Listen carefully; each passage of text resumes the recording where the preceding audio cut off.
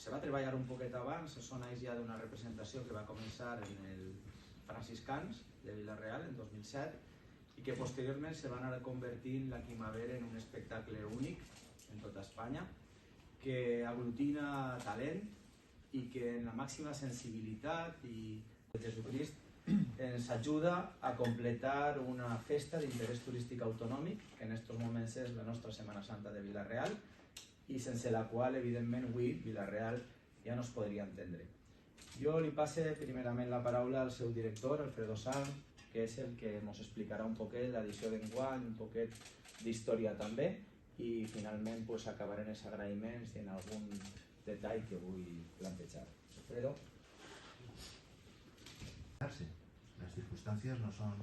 las más favorables, pero creo que es justo reconocer el esfuerzo que el Ayuntamiento está haciendo para que iniciativas